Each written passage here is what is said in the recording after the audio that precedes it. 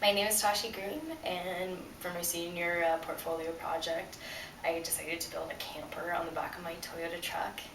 I did this because there's a lot of affordable housing issues in the Lake Tahoe area, and upon researching just a variety of their causes and just roots, I decided I really wanted to come up with my own kind of creative solution. I started out my project by buying aluminum.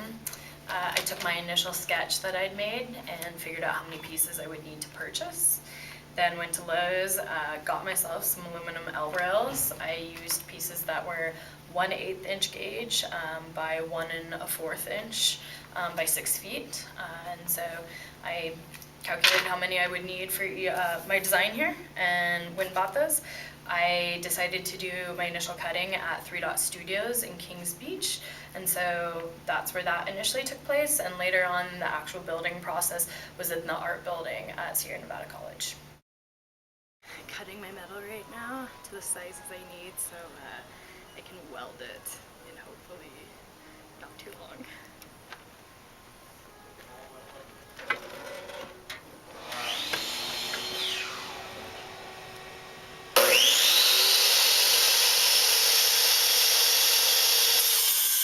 I thought I would be welding.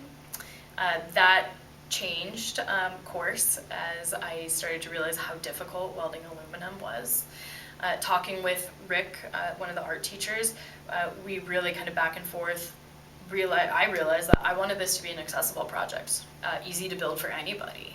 That was part of the sustainability, the goal here was that this could be something you could do yourself. And so we decided to go that drilling and using nuts and bolts to assemble the frame would actually work really well.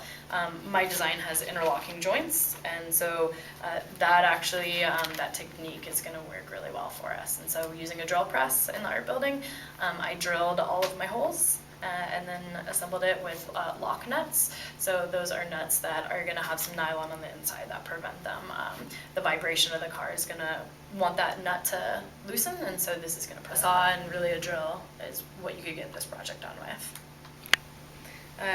My process was I built the frame, both the end boxes, and then I connected them with the sidebars, so I built one structure. I then pretty much got more detailed from there. I added the 2 sidebars on both sides, any crossbars really that I had, then I built on the roof. I used wooden blocks in places where I had these crossbars coming in at an angle, and I fit in wooden blocks, cut them at those angles, and then drilled everything together to create these really sturdy joints.